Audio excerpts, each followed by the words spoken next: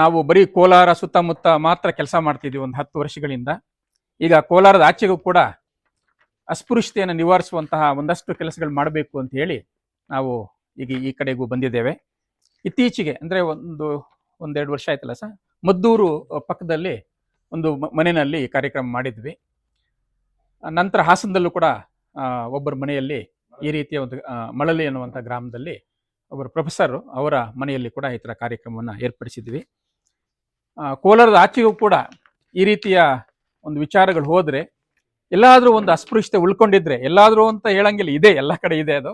So ಅದನ್ನ ಒಂದಷ್ಟು ಕದಲಿಸಿದ್ರೆ ಒಂದಷ್ಟು ಬದಲಾವಣೆ ಬರ್ಬೋದು ಅನ್ನೋ ಒಂದು ಉದ್ದೇಶ ಇಟ್ಕೊಂಡು ನಾವು ಈಗ ಎಲ್ಲ ಕಡೆ ಹೋಗ್ತಾ ಇದ್ದೀವಿ.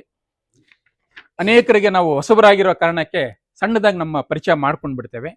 ಈಗಾಗಲೇ ಇವ್ರನ್ನ ಪರಿಚಯ ಮಾಡಿಸಿದ್ದಾರೆ, ಯಾರ್ಯಾರು ಅಂತ ಹೇಳಿದ್ದಾರೆ, ಆದರೆ ಏನು ಮಾಡ್ತಾ ಇದ್ದೀವಿ ಅನ್ನುವಂಥದ್ದು ಅನೇಕರಿಗೆ ಸ್ಪಷ್ಟತೆ ಇಲ್ಲ. ಹಾಗಾಗಿ ನಾವು ಆರಂಭದಲ್ಲೇನೆ ಇದೇನು ಅನ್ನೋದನ್ನ ಸ್ವಲ್ಪ ಸಣ್ಣದಾಗಿ ಎಕ್ಸ್ಪ್ಲೇನ್ ಮಾಡಿಬಿಡ್ತೀನಿ.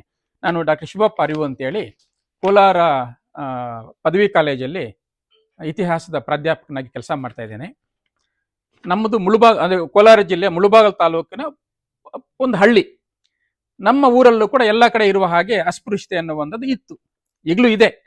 ಪೂರ್ತಿ ಒಟ್ಟವಾಗಿದೆ ಅಂತ ನಾನು ಹೇಳಲ್ಲ, ಈಗಲೂ ಇದೆ.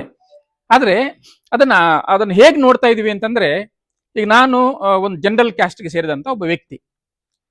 ನಮ್ಮ ಮನೆ ಒಳಗಡೆ ಕೂಡ ನಮ್ಮೂರಿನ ದಲಿತ ಸಹೋದರ ಸಹೋದರಿಯರು ಯಾರು ಕೂಡ ಒಳಗಡೆ ಸರಾಗುವಾಗ ಬರ್ತಾನೆ ಇರಲಿಲ್ಲ. ಯಾರೋ ಹೊರಗಿನವರು ಅಥವಾ ಪಕ್ಕದ ಊರವರು, ದೂರದವರು ಬಂದಾಗ ಬರ್ತಾ ಇದ್ರು. ಉಳಿದಂತೆ ನಮ್ಮೂರವರು ಯಾರು ಕೂಡ ಮನೆ ಒಳಗಡೆ ಬರ್ತಾ ಇರಲಿಲ್ಲ. ನಾವು ಅದನ್ನ ಬಹಳ ಸೀರಿಯಸ್ ಆಗಿ ನೋಡ್ತಿರ್ಲಿಲ್ಲ ಅಂತ ಅನಿಸ್ತದೆ. ಹಾಗಾಗಿ ಅಷ್ಟು ವರ್ಷ ನಾವು ಸುಮ್ಮನೆ ಅದನ್ನ ಸಹಿಸ್ಕೊಂಡಿದ್ವಿ. ಒಮ್ಮೆ ಒಂದು 10-11 ವರ್ಷಗಳ ಹಿಂದೆ ನಾನು ನಮ್ಮ ಊರಿಗೆ ಹೋಗಿದ್ದಾಗ ನಮ್ಮ ಮನೆಯಲ್ಲಿ ಒಂದು ಕಾರ್ಯಕ್ರಮ ಇತ್ತು. ಇದೇ ತರ ಒಂದು 150 ಜನ ಒಂದು ಈವೆಂಟ್ಗೆ ಅಂತ ಬಂದಿದ್ರು. ನಮ್ಮ ತಂದೆ ತತ್ವಪದಕಾರರು, ಭಜನೆ ಹಾಡುವಂತವರು, ನಮ್ಮ ಅಮ್ಮನೂ ಹಾಡ್ತಾ ಇದ್ರು. ಅವ್ರ ಜೊತೆ 100 ಜನ ಸೇರ್ಕೊಳ್ತಾ ಇದ್ರು. ಆದ್ರೆ ಹೆಂಗೆ ಭಜನೆ ನಡೀತಾ ಇತ್ತು ಅಂತಂದ್ರೆ, ಒಕ್ಕಲಿಗರು, ಕುರುಬರು, ಬಣಿಜಿಗರು ಆದ್ರೆ ಮನೆ ಒಳಗಡೆ ಬರೋರು, ಅದೇ ಹೊಳೆಯರು ಮಾದಿಗರು ಆದ್ರೆ ಬಾಗಿಲ ಆಚೆ ನಿಂತ್ಕೊಳ್ಳೋರು.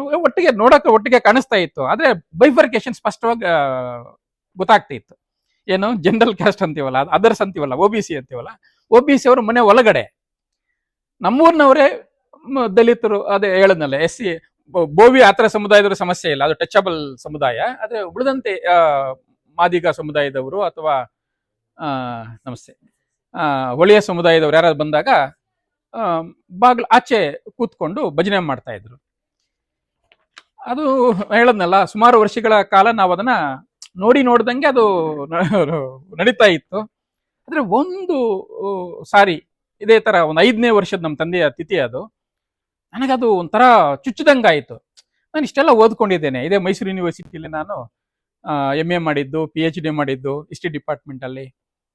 ನನ್ನ ಮನೆಯಲ್ಲಿ ನನ್ನ ತಮ್ಮಂದ್ರು ಕೂಡ ಡಬಲ್ ಗ್ರಾಜುಯೇಟ್ಸು. ಅಂದ್ರೆ ಎಜುಕೇಟೆಡ್ ಫ್ಯಾಮಿಲಿನಲ್ಲೇನೆ ಈ ತರದ ಒಂದು ಅಸ್ಪೃಶ್ಯತೆ ಇದೆಯಲ್ಲ, ಇದನ್ನು ತಿದ್ದೋದಕ್ಕೆ ಯಾರಾದ್ರೂ ಹೊರಗಿನ ವ್ಯಕ್ತಿ ಬರ್ಬೇಕಾ, ನಾವೇನಾದ್ರೂ ಮಾಡ್ಬೇಕಲ್ಲ ಅಂತ ಕ್ಷಣಕ್ಕೆ ಅನಿಸ್ತು. ನಾನು ನೆಕ್ಸ್ಟ್ ಇನ್ನೊಂದು ನಿಮಿಷ ಅದ್ರ ಬಗ್ಗೆ ಯೋಚನೆ ಮಾಡಿಲ್ಲ. ಕ್ಷಣಕ್ಕೇನೆ ಇಲ್ಲ, ಏನಾದ್ರೂ ಬದಲಾವಣೆ ತರಬೇಕು ಅಂದ್ರೆ ಈಗಲೇ ತರಬೇಕು, ಮತ್ತೆ ಇಲ್ಲೇ ತರಬೇಕು.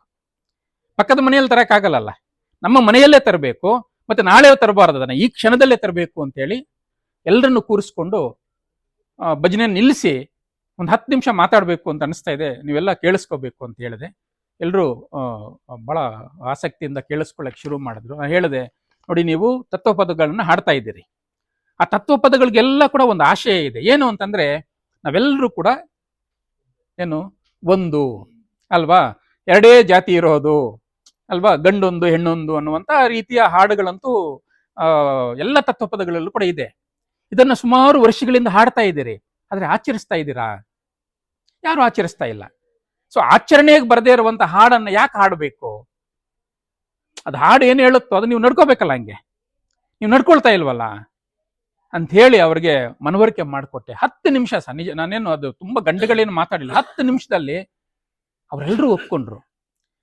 ಯಾಕೆ ಒಪ್ಕೊಂಡ್ರು ಅಂದ್ರೆ, ನನ್ನ ಮಾತುಗಳಲ್ಲಿ ದೃಢತೆ ಇತ್ತು, ನನ್ನಲ್ಲಿ ಒಂಥರ ಸ್ಪಷ್ಟತೆ ಇತ್ತು, ನನ್ನಲ್ಲಿ ಗೊಂದಲ ಇರಲಿಲ್ಲ.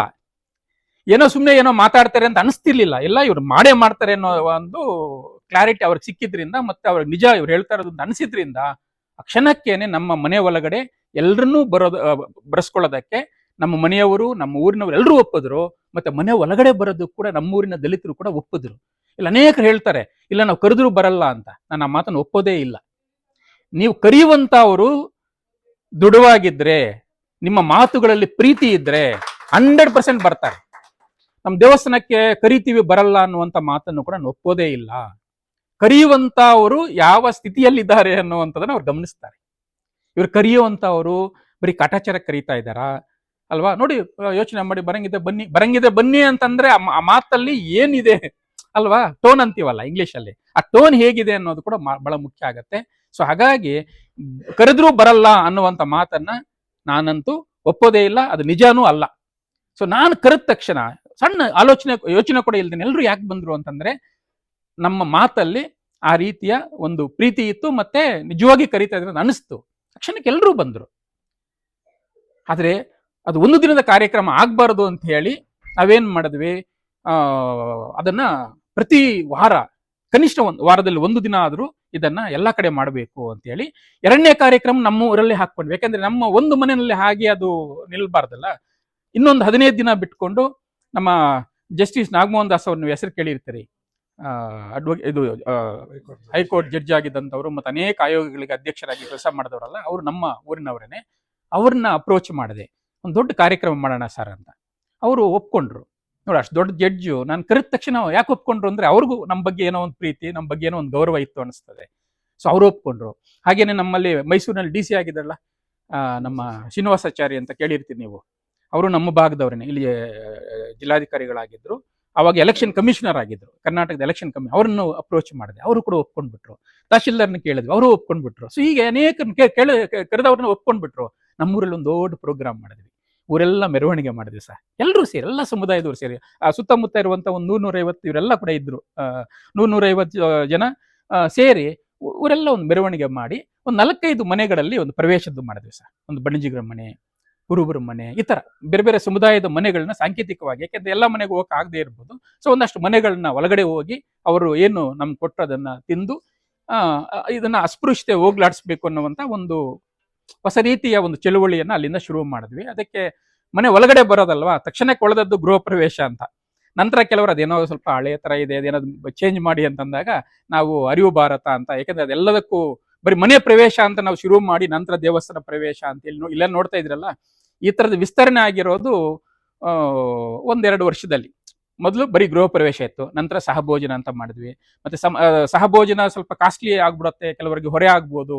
ಏನೋ ರಮೇಶ್ ಸರ್ ಅಂತ ಅವರು ಸ್ವಲ್ಪ ಆರ್ಥಿಕವಾಗಿ ಚೆನ್ನಾಗಿದ್ದಾರೆ ಅಂತಂದಾಗ ನೀವು ಊಟ ಮಾಡಿಸಿ ಅಂತೀವಿ. ಇಲ್ಲ ಕೆಲವರು ಇಲ್ಲ ನಮ್ಗೆ ಸ್ವಲ್ಪ ಕಷ್ಟ ಆಗುತ್ತೆ ಅಂತಂದಾಗ ಆಯ್ತು ಟೀ ಮಾಡಿಸಿ, ಒಂದು 50-100 ರೂಪಾಯಿ ಮುಗಿದು ಹೋಗ್ಬೇಕಲ್ಲ, ಸೊ ಟೀ ಅಂತ ಮಾಡಿದ್ವಿ. ಮತ್ತೆ ಪ್ರತಿಜ್ಞಾ ವಿಧಿ ಅಂತ ಶಾಲಾ ಕಾಲೇಜುಗಳಿಗೆ ಹೋಗಿ ಎಲ್ಲರ ಹತ್ರ ಪ್ರತಿಜ್ಞೆ ಮಾಡ್ಸಕ್ ಶುರು ಮಾಡಿದ್ವಿ. ನಾವು ನಮ್ಮ ಮನೆಗಳಲ್ಲಿ ಜಾತಿ ತಾರತಮ್ಯವನ್ನ ಮಾಡೋದಿಲ್ಲ. ಲಕ್ಷಾಂತರ ಜನಕ್ಕೆ, ನೀವು ನಂಬ್ತಿರಲ್ಲ, 3 ಲಕ್ಷ ಜನಕ್ಕೆ ನಾವು ಇದುವರೆಗೂ ಪ್ರತಿಜ್ಞೆ ಮಾಡಿಸ್ತೀವಿ. 3 ಲಕ್ಷ ವಿದ್ಯಾರ್ಥಿಗಳು ಒಂದು ಪಾಂಪ್ಲೆಟ್, ಮಿನಿ ಪಾಂಪ್ಲೆಟ್ ಪ್ರಿಂಟ್ ಮಾಡ್ಕೊಳ್ಳೋದು, ಎಲ್ಲ ಮಕ್ಕಳು ಕೊಡೋದು, ಅವ್ರ ಹತ್ರ ಪ್ರತಿಜ್ಞೆ ಮಾಡಿಸುವಂತದ್ದು ಪ್ರತಿಜ್ಞಾ ವಿಧಿ ಅಂತ. ಮತ್ತೆ ಒಂದು ಬಾವಿ ಒಂದು ನೀರು ಅಂತ, ಕೆಲವು ಹಳ್ಳಿಗಳಲ್ಲಿ 2 ಬಾವಿ ಇರ್ತವೆ, ಕರೆಕ್ಟ್ ಅಲ್ಲ? ಸೊ ಅದನ್ನ ಹೋಗ್ಲಾಡಿಸ್ಬೇಕಲ್ಲ, ಎಲ್ಲರೂ ಬಾವಿನಲ್ಲಿ ನೀರು ತಗೊಂಡೋ ತರ ಆಗ್ಬೇಕು ಅಂತ ಹೇಳಿ ಒಂದು ಬಾವಿ ಒಂದು ನೀರು ಅನ್ನುವಂಥದ್ದು.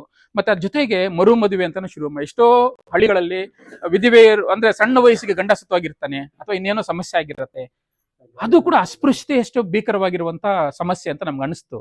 ಸೊ ಅದು ಯಾವ ಕ್ಯಾಸ್ಟ್ ಆದ್ರೂ ಆಗಿರ್ಬೋದು, ಎಲ್ಲಾ ಜಾತಿಯ ಹೆಣ್ಮಕ್ಳು ಏನು ಗಂಡನನ್ನು ಕಳ್ಕೊಂಡಿರ್ಬೋದು ಅಥವಾ ಏನು ವಿಚ್ಛೇದನ ಕೂಡ ಪಡೆದಿರ್ಬೋದು, ಅಂತವ್ರಿಗೂ ಕೂಡ ಮರುಮದುವೆ ಮಾಡಿಸೋದು ಕೂಡ ಇಷ್ಟೇ ದೊಡ್ಡ ಕೆಲಸ. ಯಾಕೆಂದ್ರೆ ನಾವು ನಮ್ಮ ಮುಂದೆ ನೋಡ್ತಿರ್ತೀವಿ, ಹೆಣ್ಮಕ್ಳು ಪುಟ್ಟ ಮಕ್ಕಳವರು ಎಲ್ಲ 19-20 ವರ್ಷ ಆಗಿರತ್ತೆ, ಆಗ್ಲೇ ಗಂಡ ಸತ್ತವಾಗಿರ್ತಾನೆ, ನಮ್ಗೆಂದು ಅನಿಸೆಯಲ್ಲಿ ಇನ್ನೊಂದ್ಸಲ ಮದುವೆ ಆಗ್ಬೇಕು, ಸುಮಾರು ಜನಕ್ಕೆ ಸಂಪ್ರದಾಯ ಆಗೋಗಿರತ್ತೆ. ಇದೇನೋ ಅಡ್ರೆಸ್ ಮಾಡಬೇಕಲ್ಲ ಅಂತ ಅದನ್ನು ಕೂಡ ಮರುಮದುವೆ ಮಾಡಬೇಕು. ಅದೇನು ಇಂಟರ್ ಕ್ಯಾಸ್ಟೇ ಆಗ್ಬೇಕು ಅಂತೇನಿಲ್ಲ, ಅವ್ರು ಬಯಸಿದ್ರೆ ಇಂಟರ್ ಕ್ಯಾಸ್ಟ್, ಇಲ್ಲ ಅವ್ರ ಕ್ಯಾಸ್ಟ್ ಆಗಿ ಇಲ್ಲ, ಒಟ್ಟಲ್ಲಿ ಮತ್ತೆ ಆ ಮದುವೆ ಮಾಡಿಸ್ಬೇಕು ಅನ್ನುವಂಥದ್ದನ್ನ ಮರು ಮದುವೆ ಅಂತ ಹೇಳಿ ಅದು ಒಂದು 25-30 ಮದುವೆಗಳನ್ನ ನಾವು ಸ್ವಲ್ಪ ಈ ತರ ಅರೇಂಜ್ ಮಾಡಿದ್ದೀವಿ. ಸೊ ಈ ತರ ಮತ್ತೆ ದೇವಸ್ಥಾನ ಪ್ರವೇಶಗಳು ಅಂತ ಕೂಡ ನಾವೆಲ್ಲೂ ಕೂಡ ಸಂಘರ್ಷ ಇಲ್ಲ, ಏನೋ ದೌರ್ಜನ್ಯದಿಂದ ನುಗ್ಗಿಸ್ಬಿಡೋದು ಆ ಥರದ್ದಲ್ಲ. ಅದು ನಾವೇನಂತಂದ್ರೆ ಇದರ ರಮೇಶ್ ಸರ್ ಅಂತವ್ರು ಅಥವಾ ಇನ್ಯಾರು ಸಿಕ್ಕಿದ್ರು ಅಂತಂದ್ರೆ ಅವ್ರಿಗೆ ನಾವು ರಿಕ್ವೆಸ್ಟ್ ಮಾಡ್ತೀವಿ, ಸಾಧ್ಯ ನಿಮ್ಮೂರಲ್ಲಿ ಏನಾದ್ರು ಕಾಂಪ್ಲಿಕೇಶನ್ ಇಲ್ದೇನೆ ಪ್ರೀತಿಯಿಂದ 4 ಜನ ನಿಂತ್ಕೊಂಡು ಇಲ್ಲ ನಾವು ಇದನ್ನ ನಿಭಾಯಿಸ್ತೀವಿ, ಒಳಗಡೆ ಬಂದು ಹೋದಾಗಲೂ ನಂತರ ಏನೋ ಸಮಸ್ಯೆ ಆಗಲ್ಲ ಅನ್ನುವಂತ ಊರುಗಳು ಎಲ್ಲೆಲ್ಲಿ ಸಾಧ್ಯನೋ ಅಲ್ಲೆಲ್ಲ ಕೂಡ ದೇವಸ್ಥಾನ ಪ್ರವೇಶವನ್ನು ಕೂಡ ಮಾಡ್ತಾ ಇದ್ದೀವಿ. ಅದನ್ನು ಕೂಡ ಸುಮಾರು ಊರುಗಳಲ್ಲಿ ಮಾಡಿದ್ದೀವಿ. ಸೊ ಹೀಗೆ ಒಂದೊಂದೇ ಕಾರ್ಯಕ್ರಮವನ್ನ ಇದುವರೆಗೂ ನಾವು ಮಾಡ್ಕೊಂಡು ಬಂದಿದ್ದೀವಿ. ಒಂದು 500-600 ಹಳ್ಳಿಗಳಲ್ಲಿ ಈ ತರ 500-600 ಹಳ್ಳಿಗಳಲ್ಲಿ ಈ ತರ ಕಾರ್ಯಕ್ರಮಗಳನ್ನ ನಾವು ಮಾಡ್ಕೊಂಡು ಬಂದಿದ್ದೇವೆ. ನಮ್ಗೆ ಈ ತರ ವಿವೇಕಾನಂದ್ ಸರ್ ತರ ಮತ್ತೆ ನಮ್ಮ ಗೋಪಾಲ್ ಸರ್ ತರ ಈ ತರ ಅನೇಕರು ಜೊತೆಗೂಡ್ತಾ ಇರೋದ್ರಿಂದ ಈ ತರದ ಕಾರ್ಯಕ್ರಮಗಳನ್ನ ಬೇರೆ ಬೇರೆ ಜಿಲ್ಲೆಗಳಲ್ಲೂ ಕೂಡ ನಾವು ಏನು ಆಯೋಜನೆ ಮಾಡ್ಲಿಕ್ಕೆ ಸಾಧ್ಯ ಆಗ್ತಾ ಇದೆ. ಸೊ ಇವತ್ತು ನಮ್ಗೆ ಬಹಳ ಖುಷಿ ಏನು ಅಂತಂದ್ರೆ ನಮ್ಮ ಲೋಕೇಶ್ ಸರ್ ಅವರು ಮತ್ತೆ ಅವರ ಸರ್ ಕೇಳಿದ ತಕ್ಷಣ ನಮ್ಮ ವಿವೇಕಾನಂದ ಸರ್ ಮೂಲಕ ಅವರ ಪರಿಚಯ ಆಗಿ ಕೇಳಿದ ತಕ್ಷಣ ಒಪ್ಕೊಂಡಿದ್ದಾರೆ. ಬಹಳ ಪ್ರೀತಿಯಿಂದ, ಯಾವುದೋ ಒಂದು ಏನು ಒತ್ತಾಯಕ್ಕೆ ಮಾಡಿದ್ದಲ್ಲ, ಇದು ಬಹಳ ಪ್ರೀತಿಯಿಂದ ಅವರು ಈ ಕಾರ್ಯಕ್ರಮವನ್ನ ಮಾಡ್ತಾ ಇದ್ದಾರೆ. ಅವರಿಗೆ ಮತ್ತೆ ಅವರ ಹಿರಿಯ ಸಹೋದರರಾದಂತಹ ರಾಜಕೀಯ ಮುಖಂಡರು ಕೂಡ ಆಗಿದ್ದು, ರಾಜಕೀಯ ಯಾವುದು ತರಲ್ಲ, ಹಾಗಾಗಿ ನಾವು ಏನನ್ನೂ ಹಾಕಿಲ್ಲ, ಪಕ್ಷದ ಹೆಸರು ನಮ್ಗೇನ್ ಬೇಕು ಅಲ್ವಾ. ಸೊ ಹಾಗಾಗಿ ಸರ್ ಕೂಡ ಬಹಳ ಪ್ರೀತಿಯಿಂದ ನಮ್ಮ ಜೊತೆ ಸೇರಿಕೊಂಡಿದ್ದಾರೆ. ಹಾಗೆ ನೀವೆಲ್ಲ ಕೂಡ ಊರಿನವರು, ಸುತ್ತಮುತ್ತ ಇರುವಂಥವ್ರು, ನಮಗೆ ಸ್ನೇಹಿತರ, ನಮ್ಮ ಜೊತೆ ಓದಂಥವ್ರು. ಸೊ ಹೀಗೆ ಸುರೇಶ್ ಅಲ್ವಾ. ಸೊ ಹೀಗೆ ಅನೇಕರು ಇವತ್ತು ಸೇರ್ಕೊಳ್ತಾ ಇದ್ದೀರಿ. ನಿಮ್ಮೆಲ್ಲರಿಗೂ ಕೂಡ ನಾನು ಈ ಕಾರ್ಯಕ್ರಮಕ್ಕೆ ಮತ್ತೊಮ್ಮೆ ಸ್ವಾಗತ ಕೋರಿ ನನ್ನ ಮಾತನ್ನು ಮುಗಿಸಿ ನಮಸ್ಕಾರ.